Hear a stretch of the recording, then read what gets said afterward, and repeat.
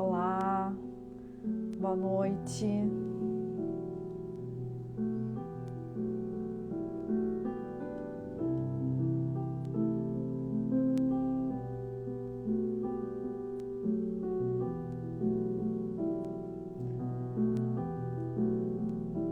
Estamos começando aqui mais uma live no Instituto Proteger. Boa noite aos que chegam.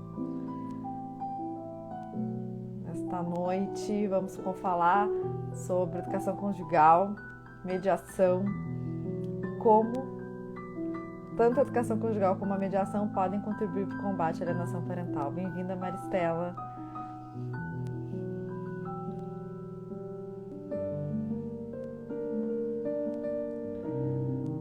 Boa noite aos que chegam. Estamos ao vivo aqui para conversar sobre um tema super importante. Boa noite. Boa noite, Melissa, nossa presidente aqui no Instituto Proteger. Seja bem-vinda. Uma alegria poder compartilhar esse espaço com vocês na noite de hoje.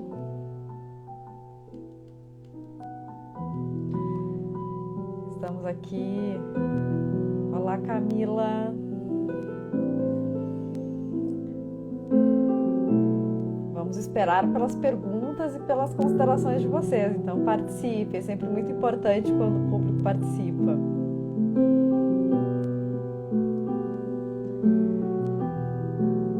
Sempre costumo dizer que a construção conjunta é o que dá sentido a tudo isso que a gente faz, a todos esses debates, a todas essas construções. Então, estamos juntos.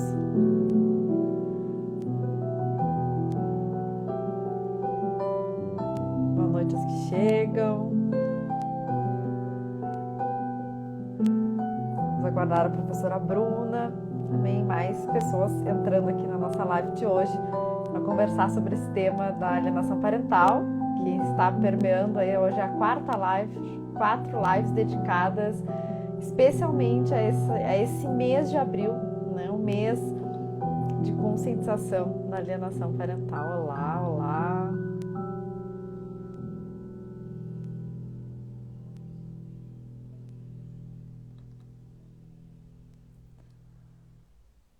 Gostou, Melissa? Sempre é bom começar com música, né? A gente já vai entrando aqui no nossa...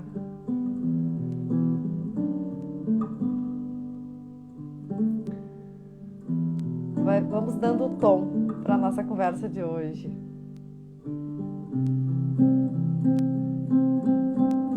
Boa noite aos que entram agora. Boa noite, professora Bruna Barbieri, acabou de chegar aqui com a gente. Vou convidá-la aqui.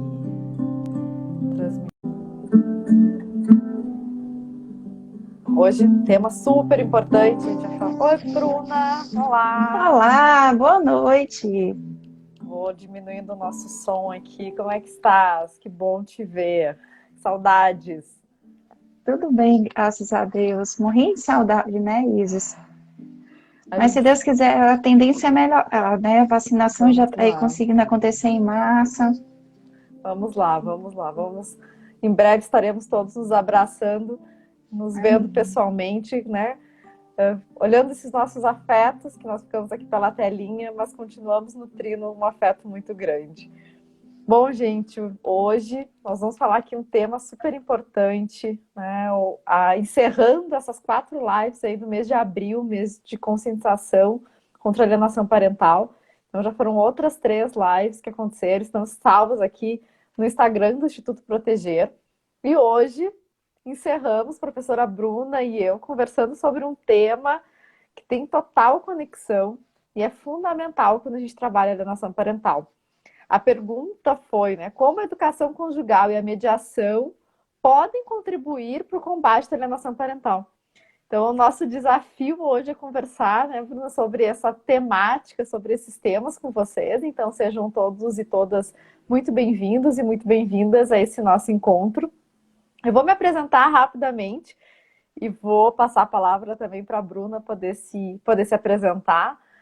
Eu sou professora e mediadora em formação. Costumo dizer que estou sempre em formação porque nós estamos sempre aprendendo, sempre construindo, sempre num processo de construção conjunta. Sou professora no curso de Direito da Unifesp, Universidade Federal de São Paulo, e mediadora sempre é uma área que realmente me cativa e que eu tenho muita admiração nesse lugar de mediadora e nessa atuação. Doutora e mestre em Direito pela PUC Rio Grande do Sul, e também aqui uma grande admiradora da professora Bruna, uma admiradora do Instituto Proteger, da Melissa e de todo mundo que compõe esse instituto, e da Bruna em especial por ser expert nesse tema de alienação parental. É uma grande estudiosa, tem aí livros fantásticos nessa área. Então, Bruna, é um prazer compartilhar essa live contigo. Então, eu te passo a palavra para tu te apresentares e iniciares essa fala, essa conversa conosco hoje sobre educação conjugal. E aí depois eu falo um pouquinho sobre mediação e mandem as perguntas, participem. A gente quer aqui fazer uma troca, construir um espaço realmente de diálogo para a gente poder contribuir com toda essa questão que envolve alienação parental. Isis, muito obrigada, querida, por todo o carinho. Para quem não conhece, eu e a professora Isis já tivemos o maior orgulho, prazer e alegria de dividir o espaço da mesma instituição de ensino. Nós somos professoras juntas aqui no Maranhão. Infelizmente, o Maranhão não conseguiu segurar a professora Isis.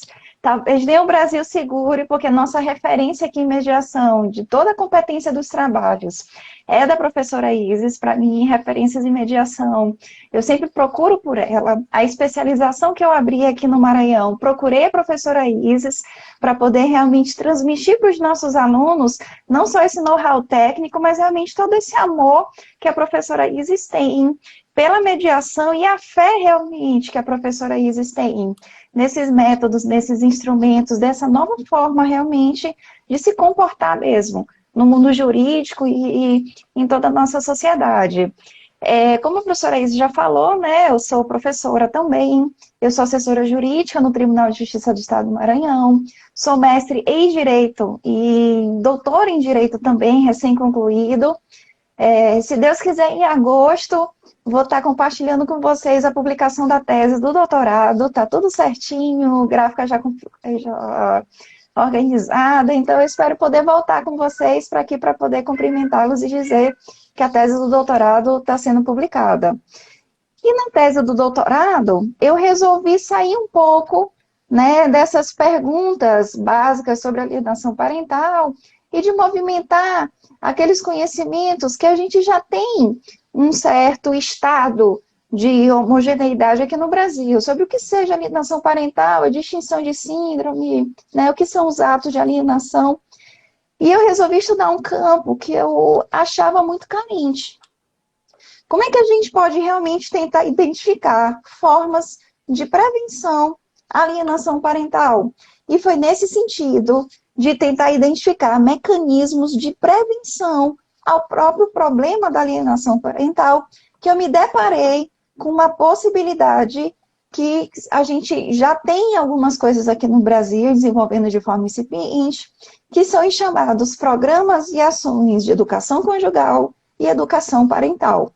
Só para a gente se situar, a alienação parental tem sido definida como essa interferência injustificada na convivência familiar de uma criança ou de adolescente com outro familiar que lhe seja próximo, significante. Geralmente a gente tem aquela noção tradicional de que são as brigas do pai contra a mãe, da mãe contra o pai, que envolvem os filhos, obrigam os filhos a se colocar ali num conflito de lealdade, a fazer uma aliança que vai acabar prejudicando esse seu saudável desenvolvimento psicológico. Então, esse acaba sendo o pano de fundo de boa parte dos casos de alienação parental que a gente acaba vendo na nossa vida próxima e também nos processos judiciais. E aí, no mestrado, eu já tinha desenvolvido um estudo, fazendo uma pesquisa de campo com 134 participantes brasileiros e fazendo esse questionário para esses participantes brasileiros. Lá no mestrado, eu já tinha percebido que esses atos de interferência na convivência familiar, que essas interferências, que essas disputas de poder, e que se usar os próprios filhos como uma forma de atingir um outro adulto da família, seja pai contra mãe, seja avós contra genros ou noras, eu percebi que isso estava muito naturalizado. Então, por exemplo, um participante me disse nessa pesquisa, eu cresci ouvindo da minha mãe que se divorciou do meu pai, que pai só é pai enquanto dorme com a mãe.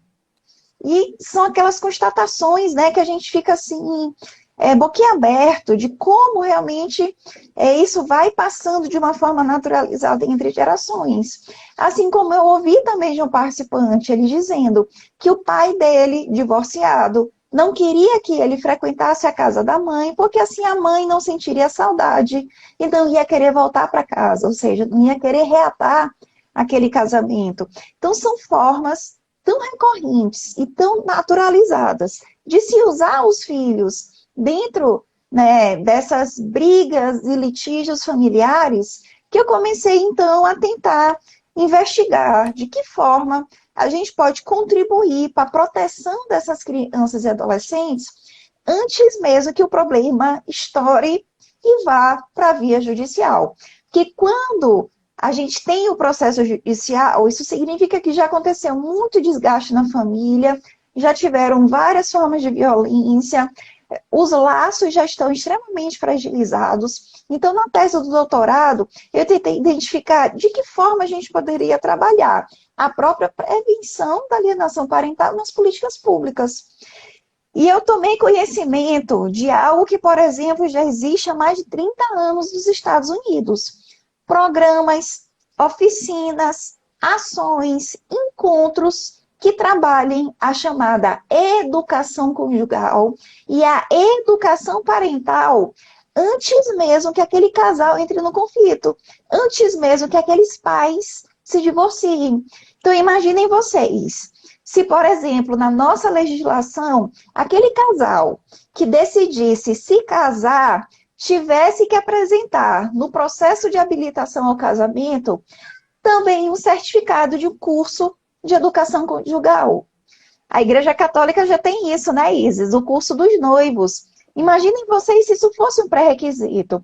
E não é tão difícil a gente pensar, considerando, por exemplo, que para a adoção, a pessoa interessada já precisa provar que se habilitou à adoção, frequentando cursos e tudo mais.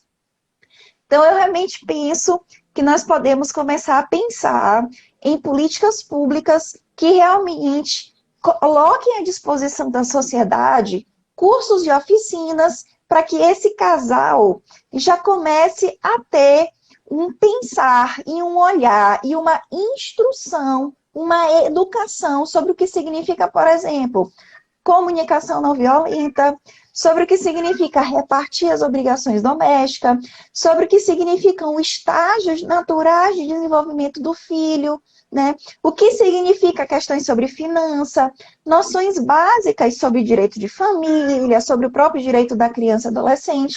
Então, realmente, eu acredito que a gente trabalhar preventivamente, fazendo com que o casal já fique instruído e aquele casal já procure informações a respeito das situações da vida comum, que é normal acontecerem conflitos, como solucionar esses conflitos. E aí a professora Isis vai apresentar para a gente a própria questão da mediação, e que é algo que também já pode começar a ser trabalhado dentro desses cursos de conjugalidade, seja para o casal que está querendo se casar, seja para o casal que está nos 5 primeiros anos de casamento, seja para o casal que já tem mais tempo de casado. E agora eu passo a palavra, eu já fiz aí essa apresentação preliminar, passo a palavra para a nossa querida Isis, para ela trabalhar um pouquinho a respeito da mediação, e depois a gente volta para o nosso bate-papo.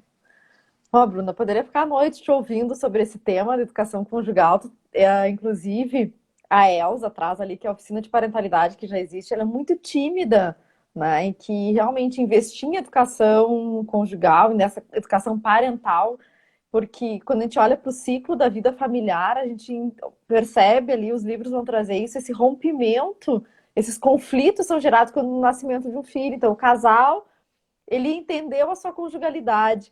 em alguma medida, são vários ciclos, né? São vários movimentos da constituição de uma estrutura familiar que vão sofrendo intercorrências que são conflituosas em muitos momentos. E por isso que existem marcos ali que são mais propensos à questão do divórcio, etc., aos rompimentos mesmo. Então, essa questão da educação conjugal, e quando tu trazes esse ponto da prevenção, quando eu olhei os dois temas juntos, eu digo que faz muito sentido, né? Esses dois temas estarem juntos, exatamente por isso. Quando a gente fala de alienação parental, a gente está falando de criança e adolescente. A gente está falando de criança e adolescente, estamos falando em pessoas em desenvolvimento. E tem uma legislação própria para isso, que é o Estatuto da Criança e Adolescente, que tem como eixo estrutural a prevenção. O Estatuto da Criança e Adolescente, a matriz do Estatuto da Criança e Adolescente, ele é baseado numa lógica da prevenção. Não numa lógica da repressão, da punição propriamente dita. Isso está lá no final do Estatuto da Criança e Adolescente. Em alguma medida, e puxando aqui o gancho para a questão da mediação, a mediação sofre muitas vezes muitas críticas e nem sempre é usado todo o seu potencial. Acaba a gente utilizando uma partezinha da mediação, que é a mais publicizada, porque eu gosto muito dessa frase do François Six, que ele diz que o mediador, muitas vezes, ele é um socorrista, que chega quando o acidente já aconteceu. Né? Então, a gente chega um pouco atrasado em alguns momentos para remediar uma situação, para remediar um fato. E a gente não precisa olhar para a mediação só assim. Restringir a mediação a um meio de resolução de conflitos apenas é restringir o potencial da mediação. Ou seja, esperar que o conflito aconteça e depois chamar o mediador. Ok, isso é o que mais acontece, mas não é só o que pode acontecer, tem que acontecer antes desse lugar. Como tu bem trouxeste a questão, né? Antes do processo judicial, como tu trouxeste a importância da gente trabalhar questões prévias, preparar as pessoas para aquilo ali. Então, acho que educação e mediação estão muito conectadas nessa questão da prevenção, que é um fator primordial quando a gente está trabalhando com essas questões envolvendo crianças e adolescentes. Que a gente sai dessa lógica que fica mais como é que é, juridicismo, enfim, que a gente traz só para o advogado, para o psicólogo, a gente acaba cingindo um pouco a mediação nesse aspecto e não usando o seu potencial. E isso é muito interessante. Eu fiquei hoje, estava pensando sobre a live, relendo muitos livros e me lembrando desses ensinamentos do Six. E é isso, né? Separar esse casal parental dessa questão conjugal, que a gente sempre fala da importância disso. Uma coisa é o casal conjugal, outra coisa é o casal parental. A mediação, ela é um espaço propício para a gente trabalhar esses diálogos e separar esses espaços também. Então, a atuação do mediador, ela nunca é pontual. Isso é algo importante da gente lembrar. A atuação do mediador, a questão é o divórcio. Vamos lá, né? A questão é o divórcio, e esse divórcio, a decorrência desse divórcio, estão acontecendo práticas de alienação parental. Um exemplo. Essa é a questão. Mas o que está por trás disso? Isso, a Elza bem lembrou. Outra coisa é a coparentalidade. A gente tem que separar as coisas. A gente precisa olhar para as coisas dentro dos seus espaços. Então, por isso que eu disse que o mediador ele nunca vai atuar num ponto só. Porque o mediador ele precisa desse olhar mais sistêmico. A família ela é um sistema. E eu preciso olhar para aquela situação, para aquela relação enquanto um sistema. E olhar todas as nuances que estão acontecendo para que a gente possa realmente ter uma intervenção, ter uma facilitação naquele espaço de diálogo que possa favorecer o não dano, né? Que o dano não aconteça, que ele não venha a acontecer, a prática. Porque depois que o dano acontece, a gente está remediando, nós somos os socorristas, a gente está lá correndo, tentando remediar alguma coisa. Então, pensar dentro desse lugar é muito importante. Então, existem ferramentas, como, por exemplo, o genograma, que vai nos ajudar muito a trabalhar essa lógica do sistema, entender como é que os rompimentos, as reconfigurações familiares e como as pessoas... E como é importante isso. Tem muitas pessoas que só se dão conta durante a mediação depois que a gente desenhou. Depois que literalmente a gente fez o desenho do genograma e começou a conversar sobre isso. Eu não sei se todo mundo aqui é muito familiarizado com a questão da mediação, se todos que estamos assistindo, mas queria só pontuar que a mediação ela é um espaço de diálogo, ela é um espaço de construção de combinados, melhor dizendo, a partir do diálogo. Porque a gente fica muito pensando assim, a mediação é um lugar para fazer acordo. Não. A mediação é um lugar para a gente construir combinados conjuntamente. Esses combinados podem ser testados num primeiro momento, depois eles podem ser, claro, registrados num termo, se assim as pessoas o desejarem, às vezes não é preciso. Então, a gente tem que olhar para a mediação a partir desse olhar maior. E outro ponto que eu gosto muito de alertar, mediação não é para tudo, nem para todos. Mediação é um meio adequado. Então, em algumas situações, talvez ele não seja o meio mais adequado. Então, aqui a gente vai tirando alguns fantasmas, talvez, que as pessoas... Ah, mediação, todo mundo quer fazer mediação. A mediação é realmente um instrumento muito com um potencial gigante, mas para situações em que ela for adequada. Porque se ela for aplicada numa situação que ela não é adequada, ela não vai conseguir utilizar todo o seu potencial. Então, quando o casal se divorcia, tem crianças, né? Temos crianças envolvendo, o que eles vão precisar continuar fazendo? Conversando.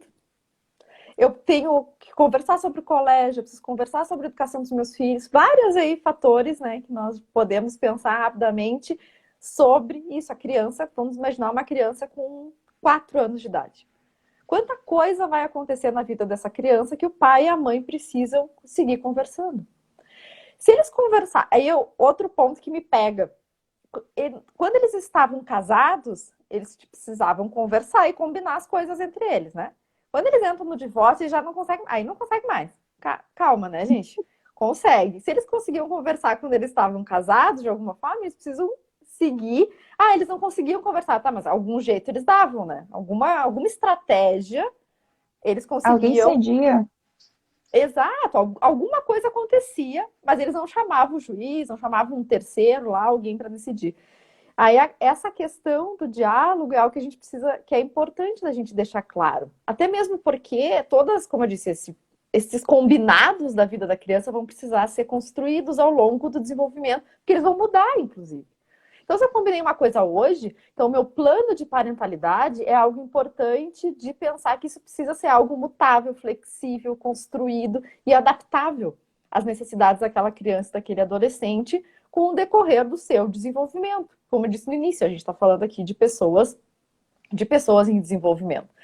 Então, com isso, para ir amarrando aqui, para a gente se ir encaminhando, devolver aqui para a Bruna fazer algumas considerações, estou vendo que a Elza está falando isso, até a vida adulta tem que conversar, exatamente. Então, enquanto os meus filhos não atingirem a idade adulta, a gente vai precisar, enquanto pais, né, a parentalidade, seguir. Então, na mediação, a gente pode pensar em 3 lugares da mediação, da inserção da mediação nesse contexto de parentalidade e também de combate à alienação parental. O primeiro deles é antes, como bem colocou a Bruna, junto ali com a educação parental.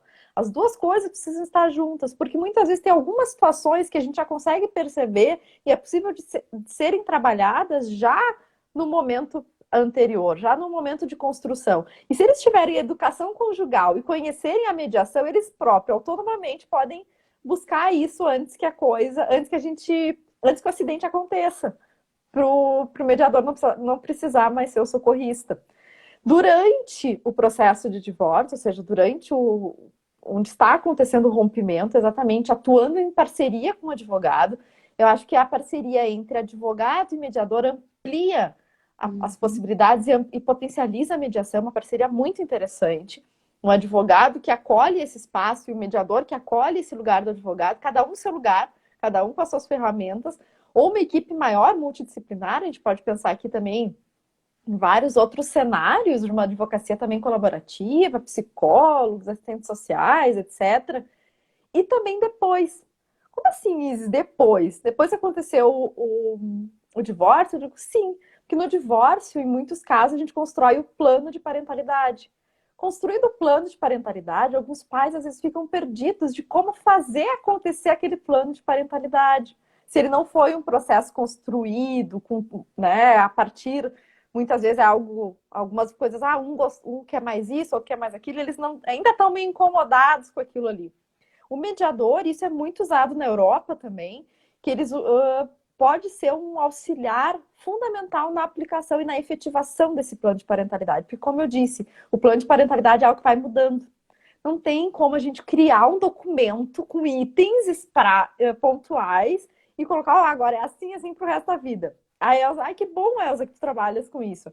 É fantástico, acho que esse é um espaço da mediação muito importante e que a gente acaba, às vezes, reduzindo a mediação a esse segundo ponto que eu disse, que é só no momento da resolução. Eu não olho para a mediação no ponto anterior e nem mesmo da mediação no ponto depois. Às vezes as pessoas saem do Poder Judiciário, e estou aqui noticiando casos que já vi acontecer mesmo, que já participei, no sentido de que sei com a sentença, e agora? O que eu faço com isso, né? E agora? Senhor, como trabalhar esse negócio? Então a mediação pode estar muito conectada. Então essa questão, e eu amplio aqui e gosto de chamar de gestão parental, ela engloba esses dois lugares, que é a questão da educação, que a Bruna bem tratou, e a mediação como um instrumento para além da resolução, mas principalmente como um instrumento ali para gerir todo esse contexto, que não é um contexto simples. Ninguém está aqui retirando a complexidade desse momento. Muito pelo contrário, a gente está olhando exatamente para a complexidade e é exatamente por isso que a gente começa a ver e olhar mecanismos e tudo mais, né? Buscar essas situações e procurar essas estruturas preventivas pelo bem da criança e adolescente. A Elza colocou ali que com plano de parentalidade e acompanhar é fundamental. Exato, Elza. É fundamental que a gente tenha esse acompanhamento. Então, acho que esses mecanismos que a Bruna falou de prevenção, eles se conectam e fazem muito sentido quando a gente está falando de proteção da criança e adolescente e dentro de toda a legislação. Né? Sei, Bruna, se tu queres completar mais alguma coisa? Então, Isis, eu sempre gosto de lembrar um caso, né? Eu dei um curso rápido aqui em São Luís, eu acho que no ano de 2014, eu tinha acabado de terminar o doutorado, o mestrado, sobre alienação parental, e eu percebi lá no fundo uma pessoa com uma mala de mão, uma senhora, uma jovem senhora com uma mala de mão. Quando acabou o curso, que tinha sido um curso de 4 horas, só uma manhã, essa senhora veio conversar comigo, ela disse o seguinte, Bruna, eu tô vindo do Ceará, porque eu vi no Facebook, olha o tempo, eu vi no Facebook o anúncio do seu curso, e eu resolvi vir, porque eu preciso me capacitar. E aí eu fiquei curiosa e perguntei se ela é profissional de direito. Ela não era profissional de direito, mas ela me disse que quando ela se divorciou do marido dela, há anos atrás, o filho ainda era pequeno, e ela ficou com tanta raiva dele que ela se mudou. Ela mudou de cidade lá no Ceará.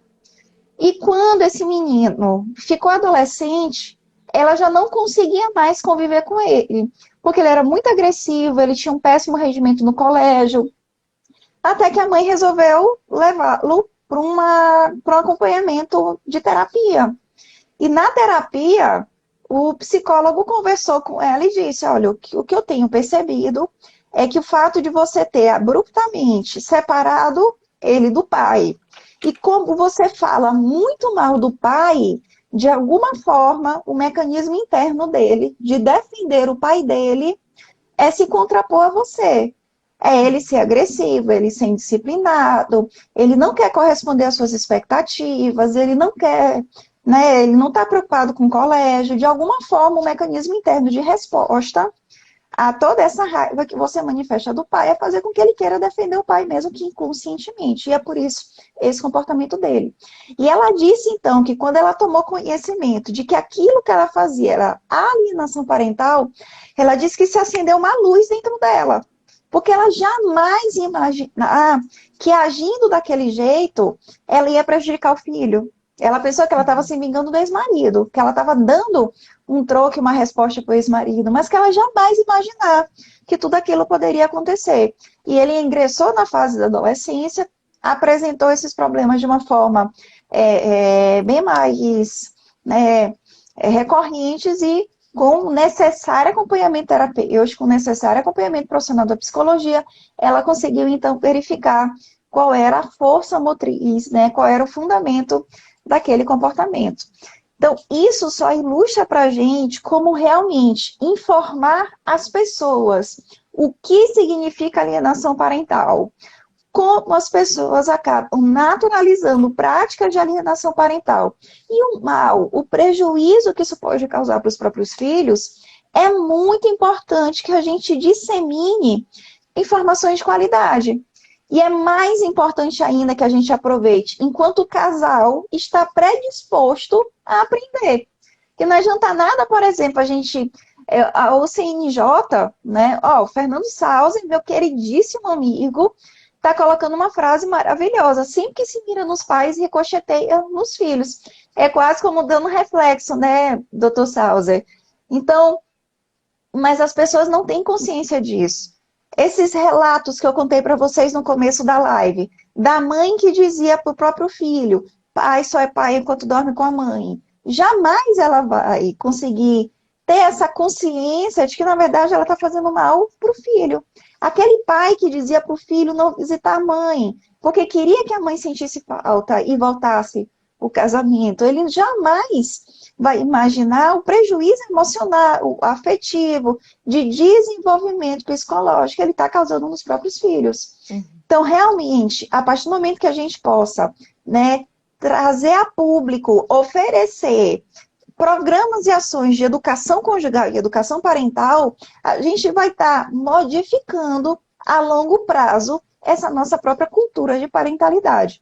Porque até o momento, a gente aprende a ser pai e mãe com os nossos próprios pais e mães, que aprenderam, por sua vez, com os nossos avós e avós. Quando nós temos bons exemplos, eu estou vendo aqui a queridíssima doutora Delma, uma vovó super amorosa. A Delma, né, se pudesse servir de referência, seria ótimo, né? Tem um relacionamento maravilhoso, é um filho super querido, os netinhos com certeza aí que vão aí pelos próximos anos estar enchendo toda a casa, né? Olha, quando a gente tem bons referenciais, é maravilhoso, porque a gente só vai transmitindo essas boas referências adiante. Mas quando essa nossa referência anterior não foi boa, né? Quando a gente veio de uma família que naturalizou esses atos de violência intrafamiliar, né? É muito importante, então, que o Estado, já que é ele que gerencia os recursos públicos, o erário, os impostos, que ele possa oferecer para a nossa sociedade mecanismos e canais em que esse casal possa, esses recém-pais possam aprender o que significa padecer no paraíso, seja do casamento, seja da relação de parentalidade.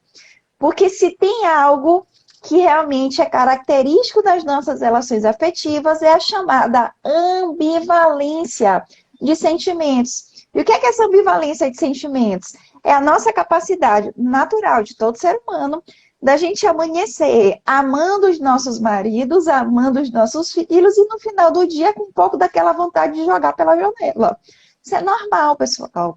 A gente tem essa variação de sentimentos, essa ambivalência de sentimentos, e isso significa justamente, né, nossa capacidade de processar as contingências da vida.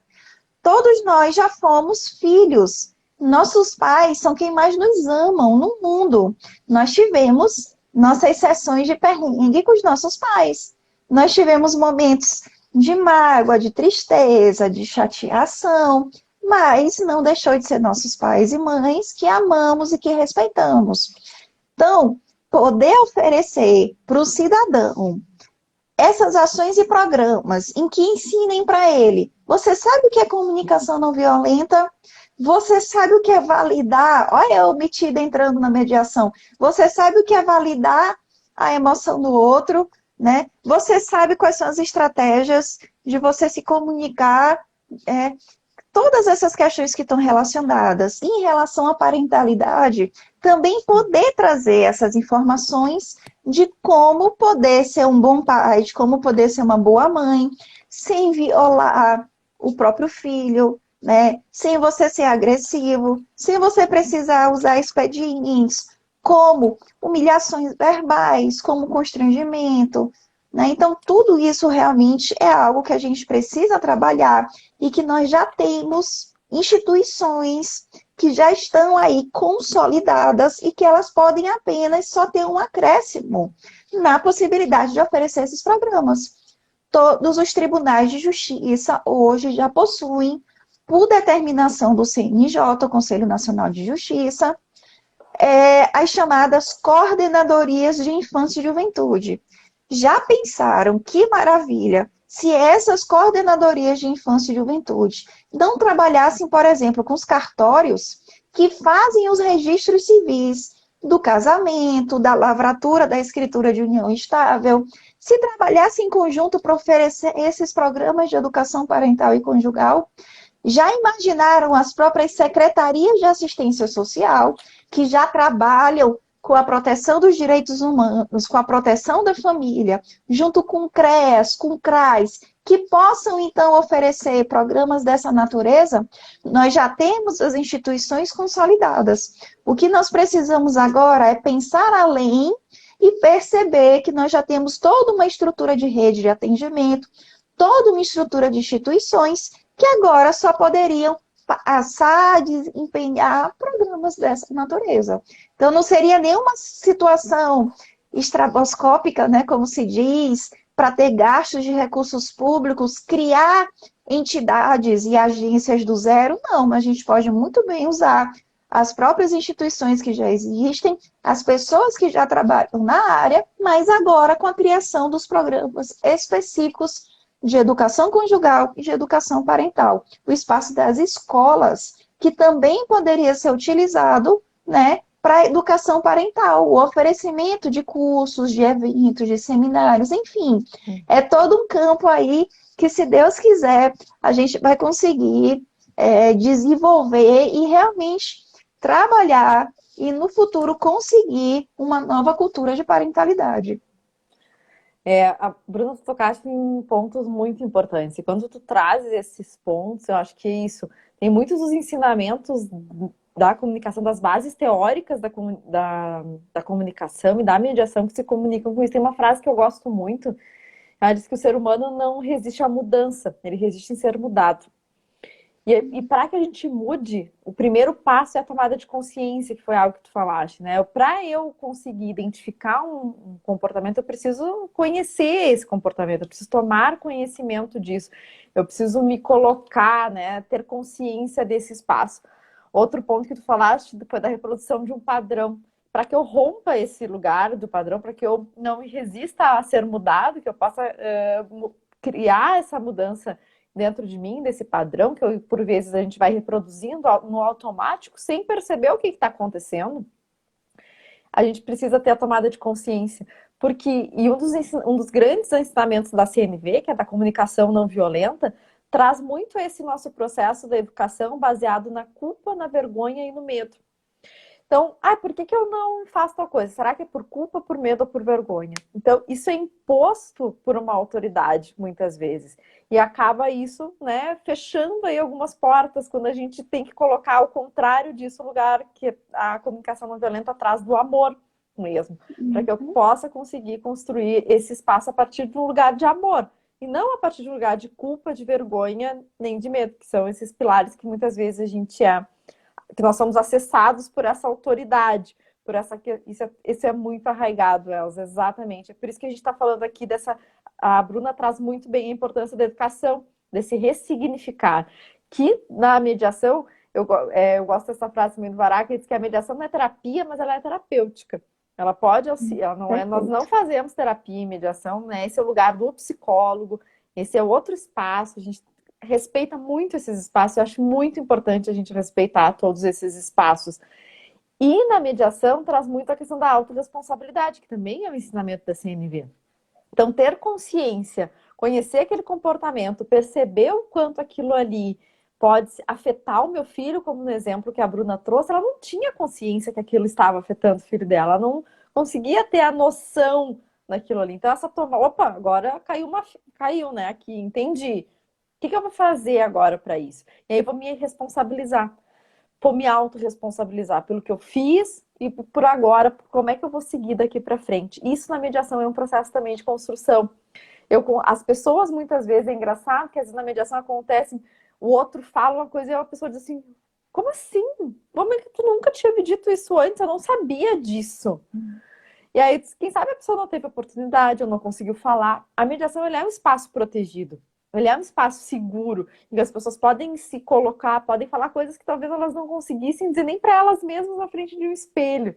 Então a gente consegue, o mediador capacitado e com uma formação adequada, consegue identificar esses espaços e apoiar as pessoas na construção dessa responsabilidade.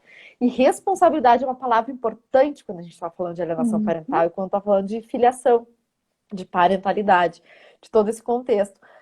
E se autorresponsabilizar, criar uma estratégia de autorresponsabilização e de construção desse espaço é realmente muito, muito importante. Tu ficou falando, Bruna, eu fiquei lembrando desse espaço, como isso está muito conectado com esses ensinamentos, com toda essa construção da comunicação não violenta, que é uma base importante dentro da mediação. Como eu disse, mediação para mim é sinônimo de comunicação.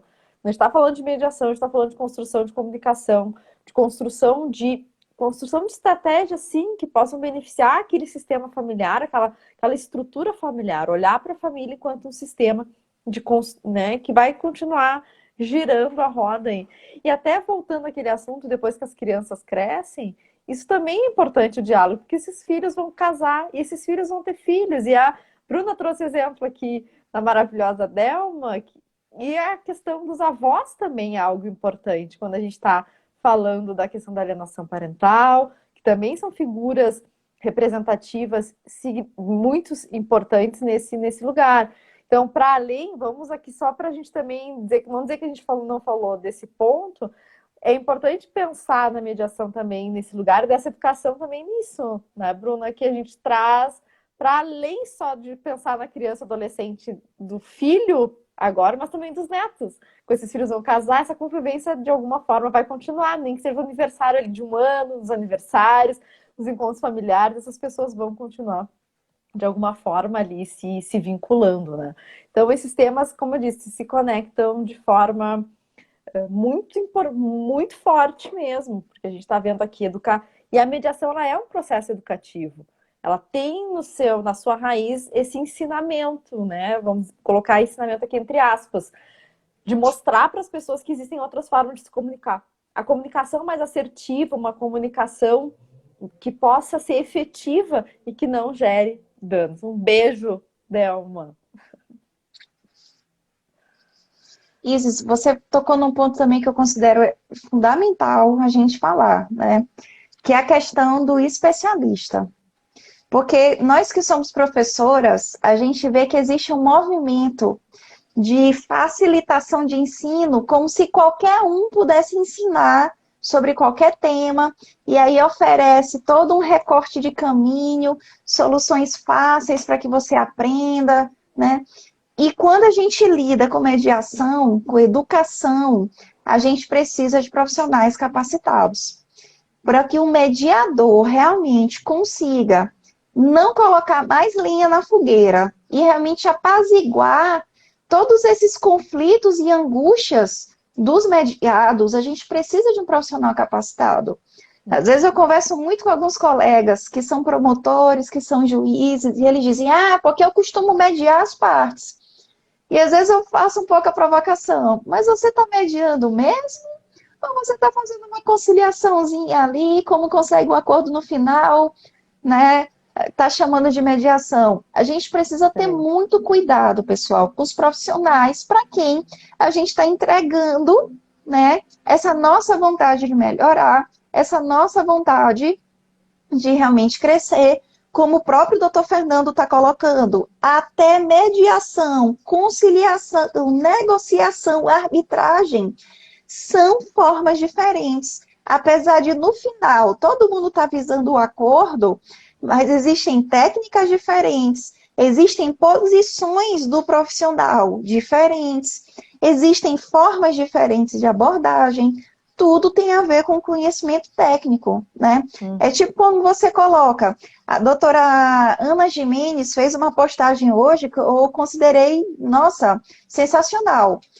Quando você precisar, chame um advogado de família, e não um advogado da família, ou seja, aquele advogado que é da sua família, que resolve todos os tipos de causa, para você levar, às vezes, para resolver esses seus conflitos, suas questões particulares, que são mais sensíveis, nem sempre qualquer advogado de qualquer área de competência realmente vai estar prestando um bom atendimento, né? E às vezes até maldade com o profissional, porque ele está ali se capacitando no ramo do direito e de repente é demandado por um ramo de direito diferente, né? Como o Eduardo está colocando. São ponderações importantes que a gente precisa fazer, né? Então, o mediador é um profissional especializado para trabalhar com aquilo, que ele se capacitou, ele passou por um curso dificílimo, por um estágio extremamente, né, difícil para que ele possa, então, ser considerado apto a mediar.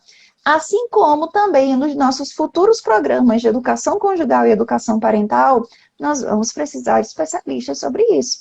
Nós vamos precisar de pessoas que realmente reconheçam a importância do trabalho que prestam, que não tragam teorias vazias ou práticas vazias, e que realmente se possa ter a responsabilidade, como a professora Isa está colocando, a responsabilidade quando se lida com a vida de outras pessoas.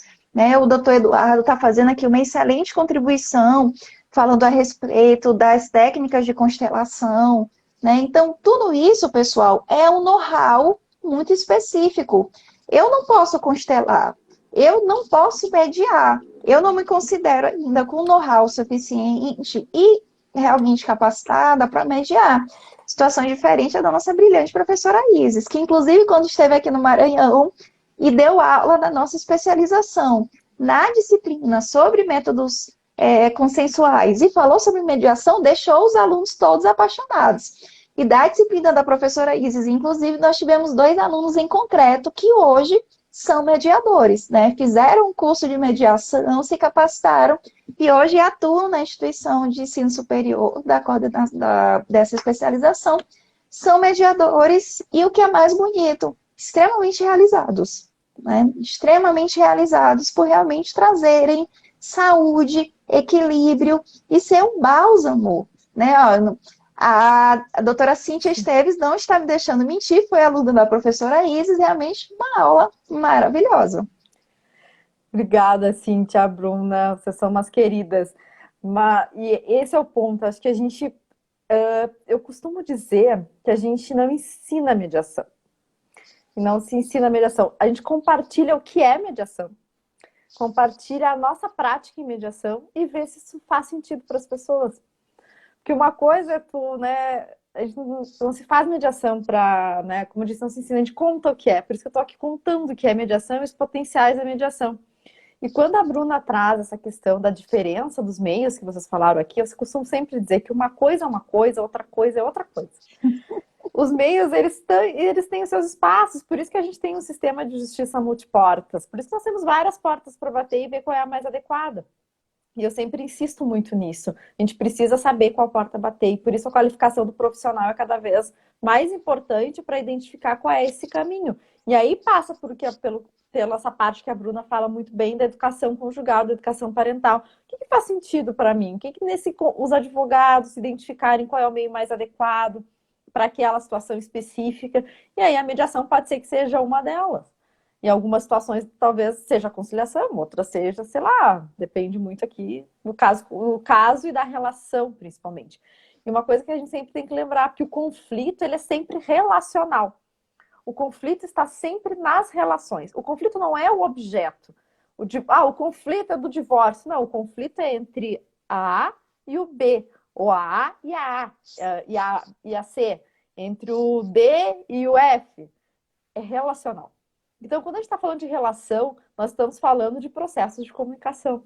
Logo, nós estamos olhando aqui da mediação como um potencial de intervenção naquela situação para melhorar aquela relação, aquela comunicação dentro daquela relação.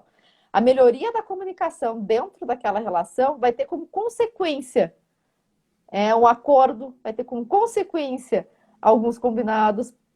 Então, na mediação, as pessoas, sim, elas estão imbuídas de querer fazer o acordo. As pessoas chegam na mediação, não, eu quero fazer o acordo. Ok, mas nós, mediadores, nós estamos ali para resgatar, para auxiliar no processo de comunicação. E como consequência de um processo de comunicação mais efetivo, mais assertivo, as pessoas vão construir. E aí eu volto na questão das responsabilidades parentais. Também concordo, Marcelo, a professora Bruna é top. E essas responsabilidades parentais, elas são construídas também na mediação, tanto no eixo, como eu falei, naquele antes, que aí conecta bem com o que a Bruna falou, quanto no durante o processo de divórcio, para as pessoas identificarem realmente se é caso de mediação, se, né, qual é a minha responsabilidade aqui? Tu dar-se conta para aquela consciência e também para depois, porque eu sou responsável pelo dano que eu causo ao meu filho. Eu preciso assumir essa responsabilidade. Eu preciso estar consciente desse lugar, exatamente para não continuar fazendo isso. E aí a gente tem o aspecto aí de também educativo, que talvez essa pessoa que passou por uma mediação vai dizer, ó, vizinha, quem sabe tu pensa numa mediação, para mim deu certo, para mim foi bom. Conversa com o teu advogado ou procura algum espaço que possa te explicar sobre isso, falar para ti sobre isso, um espaço educativo, como a Bruna bem coloca, esses espaços de educação que também precisam ser para pessoas capacitadas, um espaço pedagógico de informação. Eu gostei muito quando tu falaste, Bruna, da questão da habilitação, né? Que a gente tem habilitação para o casamento, quem sabe aí a gente precisa de uma habilitação para a parentalidade.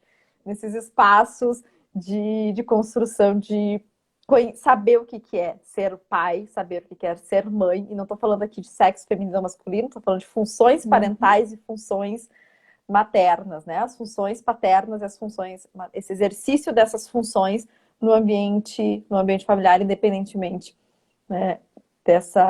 Ser um homem ou ser uma mulher, ser duas mulheres, serem dois homens, três homens, quatro homens, 10, enfim, né? A gente já trabalha bastante essa questão da família nas suas diversas formas e possibilidades que podem ser infinitas, a depender do desejo daquelas pessoas ali envolvidas. Então, a doutora Delma disse ali, a construção de um acordo é muito mais producente e duradouro do que um acordo imposto. Totalmente de acordo, doutora Delma. A construção conjunta, quando as pessoas... Porque, assim, essa questão da imposição é algo interessante. A gente acaba, muitas vezes, será que a Bruna sabe do meu dia a dia aqui, de todos os detalhes da minha vida, da minha rotina, para chegar e dizer, isso vai fazer assim, assim, assim?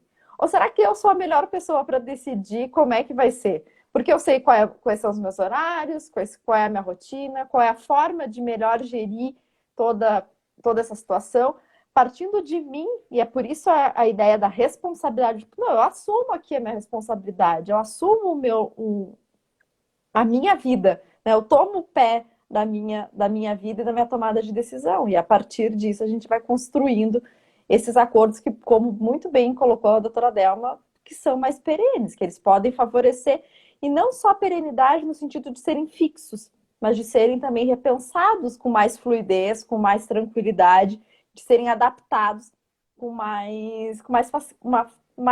maior facilidade, porque eu tenho uma comunicação mais produtiva. Então, eu consigo me comunicar, eu consigo conversar. E tem a sensação do pertencimento, né? Eu Claro. pertenço a essa decisão, eu pertenço a esse combinado. E essa sensação de pertencimento é essencial para que as próprias partes se comprometam com aquele resultado. Situação diferente é quando sai a sentença e que as pessoas já estão ali com aquele sentimento triste, né? Alguém foi declarado vencedor, alguém foi declarado vencido. Já no acordo, não. E o acordo construído a 4, 6, 8 mãos é realmente aquele acordo com sentimento de pertencimento. Eu fui ouvido, eu ouvi e eu construí algo que eu me identifico e que eu sinto que eu pertenço. Perfeito. Agora, quando tu colocou, Bruna, esse ponto, eu estava fazendo aqui algumas anotações para não esquecer desse pertencimento, dessa responsabilidade, é a tomada de decisão consciente e também informada. Eu sei o que eu estou fazendo. E quando eu tenho educação conjugal, educação parental junto, eu consigo ter maior clareza para tomar essas decisões. Então, quando eu uno as duas coisas, eu consigo favorecer ainda mais todo esse lugar. Porque a pessoa precisa ser informada. E por isso que eu digo que mediação é muito importante a presença do advogado. Porque o mediador ele não pode falar nada. Ah, Isis, mas tu foi advogada de família, tu sabe lá o que é guarda compartilhado. Responde a dúvida. Isso não é meu papel. Não é meu papel. Meu papel ali é de mediadora, facilitadora da comunicação. Eu gosto muito da imagem que a Gisele Groeninga usa. Nós somos os guardas de trânsito da comunicação. A gente fica ali guiando esse processo de comunicação. Então, o advogado é acionado exatamente também para isso, para esclarecimento de dúvidas jurídicas, porque não é o papel do mediador. Por isso que eu sempre digo que essa parceria é uma parceria que acrescenta, assim. Estou olhando aqui o nosso horário, né, cuidando um pouquinho, mas temos ainda uns minutinhos, Bruna, para a gente fazer aí o encerramento. E Nosso nos encerramento, encaminhando para o né? encerramento, se vocês têm alguma pergunta, qualquer coisa. Até a Cris colocou, né, nas sentenças não há ganhadores, todos são perdedores. O Diego colocou, esse pertencimento é incrível, porque o acordo flui muito natural e traz benefício mútuo, é incrível mesmo. Só, eu digo, a mediação é uma experiência que precisa ser vivida. Sempre convido as pessoas que não participaram de uma mediação, se não conheça antes da gente, né, olhar para isso. E a Trindade pergunta, a alienação parental está presente nas relações homoafetivas também? Infelizmente, basta ser humano para ser um possível alienador. Porque o que é que representa alienação parental?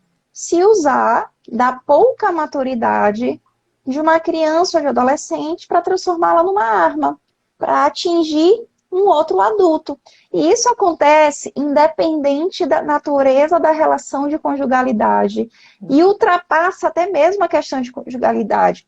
Quantos de nós não conhecemos avós, ou que não gosta do genro, ou que não gosta da nora, e fica ali no ouvido do netinho o tempo todo falando mal daquele genro, falando mal daquela nora, sem saber que está casando no filho um sofrimento, né? E uma angústia, uma ansiedade, que não era para ele estar lidando com isso, né? Os problemas dos adultos precisam ficar restritos aos adultos. E as crianças e adolescentes precisam ter garantida a sua liberdade de afeto, garantida a sua liberdade da livre manifestação de apego. E isso acontece independente se é uma relação hétero ou homo. Eu já conheci casos em que realmente nós temos babás que alienam. E alienam porque querem melhores, por exemplo, retribuições financeiras. Eu já tive um caso, eu tomei conhecimento de um caso desse aqui em São Luís, em que se descobriu que quem realmente estava colocando a criança contra o pai e a mãe era a babá. Porque a babá fazia chantagem para dizer que ia embora, que o salário estava ruim. Olha só, usar uma criança ou adolescente contra um outro adulto, fora até mesmo dessa relação de família, como a gente está tradicionalmente acostumado a ver. Estou vendo que o Rafael colocou uma pergunta aqui que não sei se esses nossos últimos momentos da live permitem. Rafa, muito obrigada aqui pela sua participação. Sempre vejo você aqui nas lives. Não concordamos, mas eu acho que nós não teremos tempo, porque só essa sua pergunta já mereceria uma live inteira. É verdade. O último congresso do IBDFAN trabalhou bastante essa questão, né? Então tem muitos artigos no site do próprio IBDFAN também. Existe um grupo, a Bruna pode falar só um pouquinho mais, deixar aí essa fonte, que eu acho que também a gente tem poucos minutos aqui para trabalhar, mas concordo com a Bruna também a questão, né? Por uma resposta objetiva, não concordamos, mas a gente precisaria debater aí todos os fundamentos para essa não concordância e para tudo isso. Mas tem bastante informação aqui no Instagram do Instituto Proteger e também no site do IBDFAN sobre isso. Queridos, então a gente já está se aproximando para o fim. Eu só gostaria de agradecer a todos vocês pela presença, pela participação, pelo carinho que vocês manifestam com a gente, aí com todas as mensagens do chat. Pedir desculpa se às vezes a gente não consegue nominar vocês para agradecer aqui a presença, mas são todos muito queridos. Muito obrigada pela oportunidade de nos ouvir. Isis, você é uma pessoa muito amada, te admiro demais, admiro muito o nosso Instituto Proteger, admiro muito o trabalho da Melissa e podem sempre contar conosco como protetoras desse nosso instituto incrível. Que bom, muito recíproco esse carinho. Diego, um beijo, saudade também. Diego foi meu aluno, né? Ainda meu tempo de Maranhão, que saudade de todos vocês.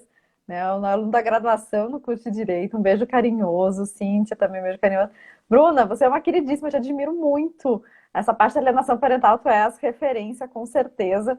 És uma pesquisadora que trabalha muito bem esse tema.